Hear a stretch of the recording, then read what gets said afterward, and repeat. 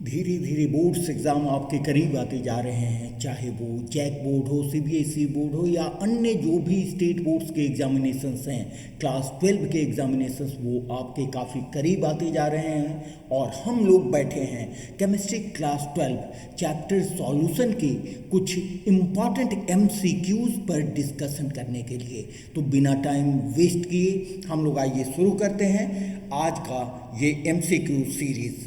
तो इस सीरीज में पहला जो सवाल है कि amalgam is an example of. Amalgam क्या होता है बच्चों? अमलगम होता है जैसे दो मेटल्स हैं, मान लीजिए एक है सोडियम और एक है मरकरी। मरकरी के साथ जो दूसरा मेटल होता है वो कंबाइन करके कलेक्ट करके मिल के बनाता है अमलगम। तो इसलिए ये जो एमसीक्यू है इसका आंसर होगा, फर्स्ट आंसर होगा सॉलिड सॉल्यूशन। सॉलिड सॉल्यूशन इसका करेक्ट आंसर होगा। Amalgam is an example of solid solution. चलिए आइए second example, second question. Hydration of an ion is. Ion का हाइड्रेशन होता है, आयन का हाइड्रेशन होता है मीन्स जो भी आयन्स होते हैं वो वाटर में डिसॉल्व करते हैं। तो वाटर में डिसॉल्व कैसे करते हैं? जब वाटर के जो अपोजिट पोल्स हैं, वाटर के जो H ये हुआ water, delta minus delta plus, ठीक है। तो वाटर के अपोजिट पोल के साथ वो जो इंटरैक्शन करते हैं, फोर्सेस ऑफ अट्रैक्शन क्रिएट करते हैं, दैट इज कॉल्ड हाइड्रेशन। और आप जानते हो कि जब कभी भी फोर्सेस ऑफ अट्रैक्शन की बात होती है, जब दो पार्टिकल के बीच में, दो आयंस के बीच में फोर्सेस ऑफ अट्रैक्शन बनने जा रहा होता है तो उस क्रिया में एनर्जी रिलीज होती है। That means it is an exothermic process. Exothermic process बच्चों, ठीक है। आइए तीसरा सवाल आपकी स्क्रीन पर ये रहा। ए सॉल्यूशन कूल्स डाउन। एक सॉल्यूशन ठंडा होता है कब? जब लैटिस एनर्जी ग्रेटर होती है हाइड्रेशन एनर्जी से, जब हाइड्रेशन एनर्जी ग्रेटर होती है लैटिस एनर्जी से, जब दोनों इक्वल होते हैं, और चौथा इनमें से कोई नहीं। तो पहले ये आप समझते होंगे कि लैटिस एनर्जी है क्या। लैटिस एनर्जी होती है जब कोई दो अपोजिटली चार्ज आयंस को तोड़ने में जितनी एनर्जी हमें रिक्वायर्ड होती है, that is called lattice energy. दो आयंस के बीच, दो आयंस सपोज करें हमारे पास है Na+ और Cl-, इनके बीच जो फोर्स ऑफ अट्रैक्शन है, इनके बीच जो फोर्स ऑफ अट्रैक्शन है, उस अट्रैक्शन को तोड़ने के लिए जो एनर्जी रिक्वायर्ड होती है, that is called lattice energy. और हाइड्रेशन एनर्जी, इसमें से जो आयंस निकलते हैं, जो आयंस बनते हैं, वो वाटर के साथ कैसे हाइड्रेट करते हैं, डिसॉल्व करते हैं, तो इस क्रिया में एनर्जी रिलीज होती है। तो अब देखें कि Na+ और Cl- के बीच का जो फोर्स ऑफ अट्रैक्शन है, उनको तोड़ने के लिए आपको एनर्जी चाहिए। कहाँ से मिलेगी एनर्जी? वो एनर्जी मिलेगी सॉल्यूशन से। इसका मतलब लैटिस एनर्जी अधिक है, इसका मतलब कि सॉल्यूशन से आपने अधिक एनर्जी लिया है, अधिक हीट एनर्जी को ले लिया है। सपोज करें आप हीट एनर्जी को लेंगे तो सॉल्यूशन ठंडा होगा कि नहीं? सपोज करें कि आपने 10 किलो जूल एनर्जी को लिया है, ठीक है, और हाइड्रेशन एनर्जी में मान लें कि 6 किलो जूल एनर्जी रिलीज हो रही है। तो रेस्ट जो एनर्जी आपने लिया है, जितना के कारण वो ठंडा हुई है, आपने 10 किलो जूल एनर्जी लिया है, तो सॉल्यूशन तो ठंडा हो गया 10 किलो एनर्जी के इक्विवेलेंट। सॉल्यूशन ठंडा हो गया 10 किलो जूल एनर्जी के इक्विवेलेंट, लेकिन एनर्जी बाहर कितनी निकली? 6 किलो जूल।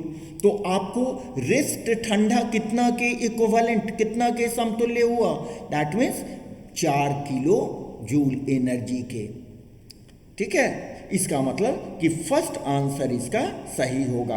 हाइड्रेशन एनर्जी अगर अधिक होगी मीन्स एनर्जी हमने निकाल लिया अधिक, ठीक है, और सॉल्यूशन से लिया है कम, तो उस केस में जब हाइड्रेशन एनर्जी ग्रेटर होगी लैटिस एनर्जी से, तो उस केस में सॉल्यूशन हीट होगा। चलिए नेक्स्ट आते हैं। Based on solvent interaction, solute solvent interaction के आधार पर विच of the following is the correct order of solubility in normal octane. Very very important question. इसका फंडा क्या है? इसका फंडा क्या है कि similar dissolve similar, similar dissolve, आप जानते हो बच्चों, similar dissolve similar, similar dissolve similar, dissolve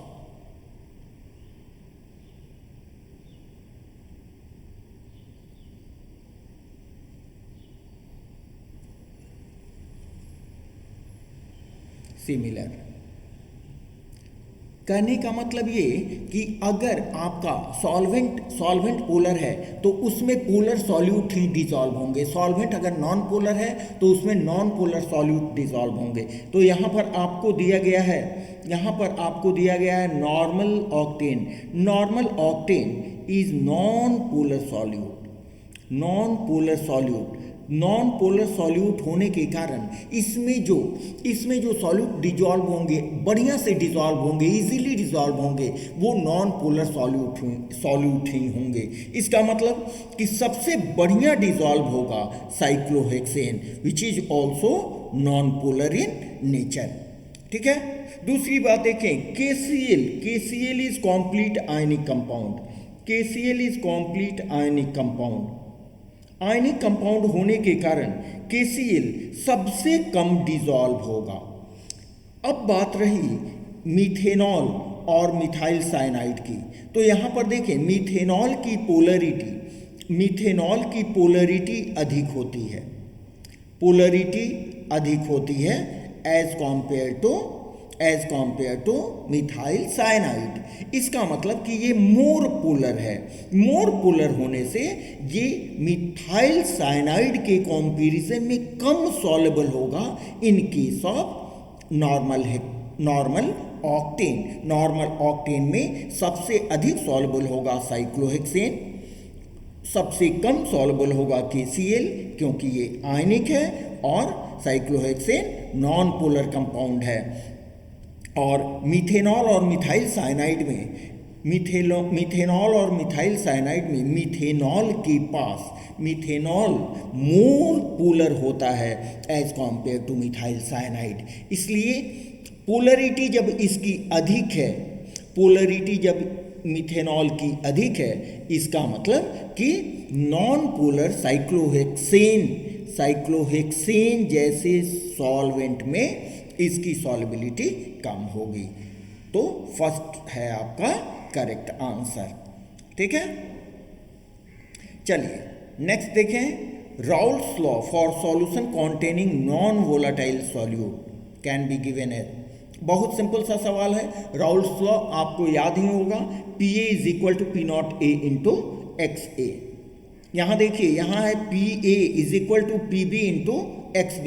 यहाँ प्रेशर हो रहा है A का और मोल फ्रैक्शन दिया गया है B का, इसलिए ये गलत है। और ये थर्ड वाला होता है जब दोनों वोलाटाइल कंपोनेंट प्रेजेंट हों। ठीक है। आइए नेक्स्ट जो सवाल आप देख रहे हो आपकी स्क्रीन पर, वो रिलेटेड है Raoult's law for two volatile liquids. Two volatile liquids के केस में क्या होता है, जब दोनों लिक्विड वाष्पशील हों, वोलाटाइल हों, तो दोनों का प्रेशर वेपर प्रेशर को रिप्रेजेंट करेगा। इसलिए हम जो भी प्रेशर हमको मिलेगा वो टोटल प्रेशर होगा। टोटल प्रेशर यहाँ पर 1 और 2 में है, 3 तो इसी तरह से निकल गए, 3 और 4। अब देखें 1 और 2 में कौन सही होगा। तो ये फॉर्मूला आपको याद होगा, P total is equal to P0A plus XB into P0B minus P not A, it is the correct option. ठीक है, चलिए नेक्स्ट सवाल। Raoult's law becomes the special case of Henry's law. Raoult's law becomes the special case of Henry's law. Raoult's law Henry's law का special case कब बन जाता है? यहाँ देखिए आपका हेनरीज लॉ क्या कहता है, P इज इक्वल टू के एच इंटू एक्स ए, जबकि राउल्ट्स लॉ क्या कहता है? राउल्ट्स लॉ क्या कहता है? P is equal to P not A into X A, जहाँ एक्स ए वोलाटाइल कंपोनेंट का मोल फ्रैक्शन है।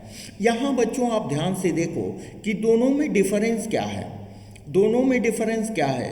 देखिए P और x A, these are common in both the expression. The only difference is in case of Henry's law we have kh as constant, but in case of Raoult's law we have P naught a as constant. बस यही difference है।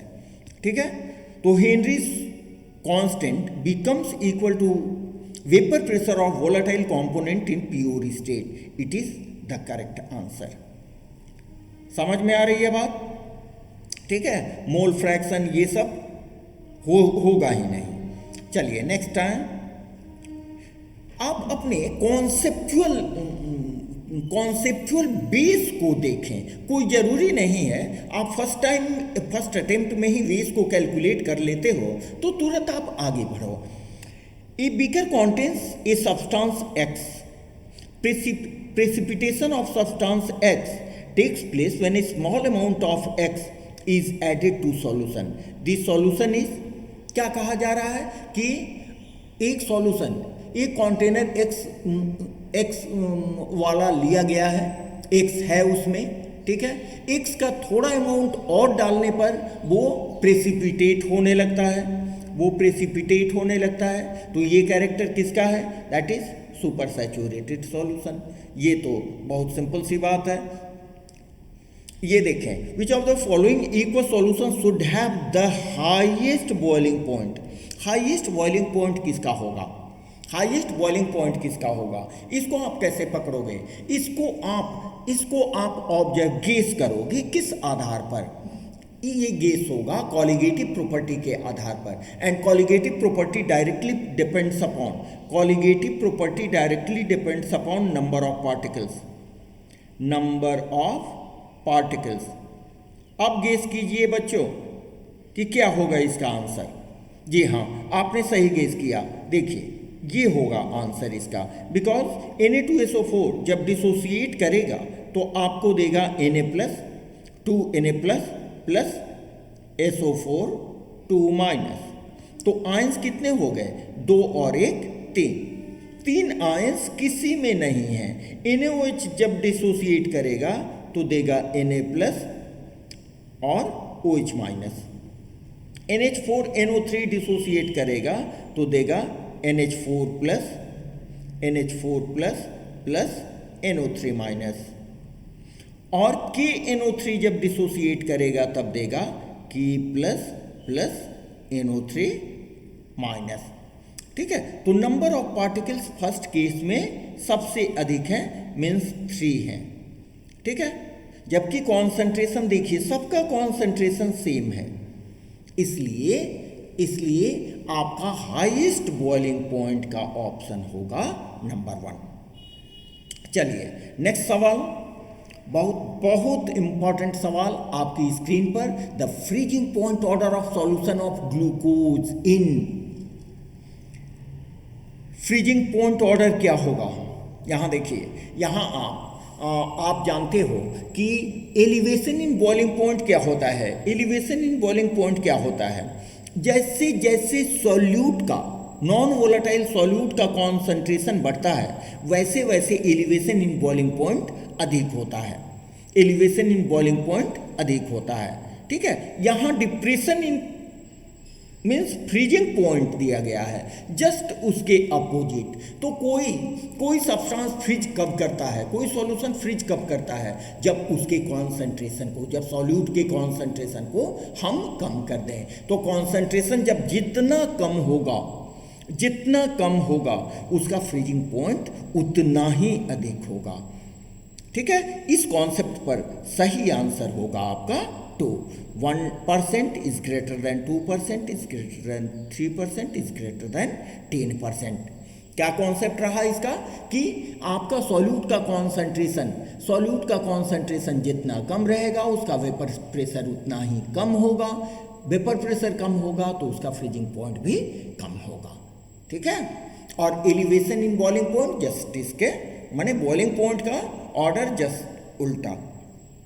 Next आते हैं, N unripe mango, कच्चा mango फ्रेस्ट इन concentrated salt solution. नमक के solution में कच्चे आम को आप डालते हो अचार डालने के लिए, श्रीवेल्स, तो वो सिकुड़ जाता है, आपने भी देखा होगा सिकुड़ जाता है। सिकुड़ने का मतलब क्या हुआ? सिकुड़ने का मतलब क्या हुआ कि जो कच्चे आम के अंदर पानी की कॉन्सेंट्रेशन है, जो पानी का कंटेंट है, वो बाहर निकल गया through the membrane in between unripe mango and concentrated solution. That means इसका सही आंसर क्या होगा? It loses water due to osmosis. It loses water due to osmosis. चलिए नेक्स्ट सवाल, the ratio of volume of any colligative property for BaCl2 solution to urea under similar condition is. Urea क्या है? Urea covalent compound है। Urea covalent compound है जिससे उसके ions dissociate नहीं होंगे। आयंस उसके डिसोसिएट नहीं होंगे तो आपका रेशियो पूछा जा रहा है BaCl2 के लिए। रेशियो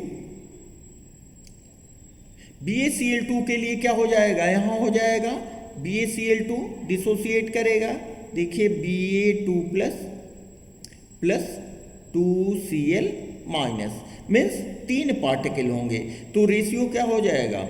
BaCl2 का 3 और यूरिया का हो जाएगा 1। The correct option is 3। 3/1 is equal to 3। आइए next, which of the following should must be the same for isotonic solution. Isotonic solution के लिए क्या होता है? ऑस्मोटिक प्रेशर सेम होता है। ऑस्मोटिक प्रेशर सेम होता है। ऑस्मोटिक प्रेशर सेम होगा तो ये ऑब्वियस सी बात है कि एलिवेशन इन बॉइलिंग पॉइंट और डिप्रेशन इन फ्रीजिंग पॉइंट दोनों सेम होगा। चलिए next, we have 3 solutions of NaCl labeled as A, B and C with concentration 0.1, 0.01 and 0.001 respectively. The value of Ventov factor for these solution will be in order. बड़ी सुंदर सा सवाल है। यहाँ देखिए कॉन्सेंट्रेशन डिफरेंट दिया गया है, आपसे वेंटॉफ फैक्टर पूछा जा रहा है। ठीक है, आप जानते हो van't Hoff factor is equal to observed colligative property divided by theoretical colligative property. इसमें कहीं कॉन्सेंट्रेशन का कोई लेना देना नहीं है, because van't Hoff factors does not depends directly upon the concentration of solution. That means the correct option is 3। इसमें सबों के लिए वेंटॉफ फैक्टर सेम होगा। ठीक है, चलिए नेक्स्ट सवाल, 4 लीटर ऑफ यहाँ V दिया गया है 4 लीटर, M मोलरिटी दी गई है 0.02 M। NaCl solution diluted by adding 1 litre of water. Confuse मत होइएगा, तो पहले से आपका 4 लीटर पहले से है, अब आपने 1 लीटर मिलाया, ठीक है, तो V2 कितना हो गया? V2 इज इक्वल टू हो गया 5 लीटर। ठीक है, इसको आप V1 मानो, इसको M1 मानो, V2 इतना। You have to calculate M2 आपको निकालना है, M2 निकालना है आपको। ठीक है, तो इसका फॉर्मूला क्या होता है? V1 M1 is equal to V2 M2। ठीक है, और M2 इज इक्वल टू क्या हो जाएगा बच्चों? M2 इज इक्वल टू हो जाएगा V1 M1 बाई V2। ठीक है, V1 आपका हो गया 4 M1 हो गया 0.02 एंड V2 हो गया 5, इसको हटाओ, ये हो गया 100, 50, ठीक है। तो ये देखिए 4/25, ठीक है। इसको आप सॉल्व करेंगे, इसको आप सॉल्व करेंगे तो आपका करेक्ट आंसर आएगा 0.06, ठीक है, जो कैलकुलेट करके देखा जा चुका है। नेक्स्ट है, विच of the following is the amount of benzoic acid, benzoic acid required for preparing 250 ml of 0.25 m solution of methanol. यहाँ पर आपको मोलरिटी दी गई है, ठीक है। तो मोलरिटी इज इक्वल टू क्या होता है, अमाउंट आपसे पूछा जा रहा है, ठीक है। अमाउंट को आप मान लो x, molarity is equal to क्या होता है, मोलरिटी इज इक्वल टू क्या होता है बच्चों, मोलरिटी इज इक्वल टू होता है number of moles of solute dissolved पर लीटर ऑफ सॉल्यूशन, लेकिन वॉल्यूम यहाँ दिया गया है, वॉल्यूम यहाँ दिया गया है मिलीलीटर में। तो आप क्या करोगे, इसको 1000 से मल्टीप्लाई कर देंगे, n के बदले अमाउंट पूछा जा रहा है तो n इज इक्वल टू क्या रखोगे, x/m, जहाँ ये मोलर फॉर्मूला है सॉल्यूट का, मीन्स बेंजोइक एसिड का, ठीक है। यहाँ पर वॉल्यूम कितना हो गया आपका 250 इंटू 1000, तो x आप कैसे निकाल लेंगे, x को आपको निकालना है, m का वैल्यू दिया गया है 0.25 इज इक्वल टू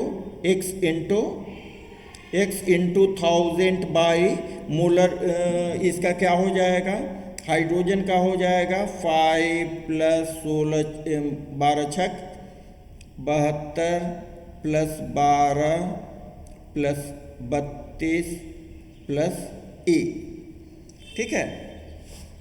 इतना होने से इसका आप ऐड कर लो, 5 और 1 6, 72 6 78 80 90 122, ठीक है। ये हो गया 122 इंटू 250, ठीक है।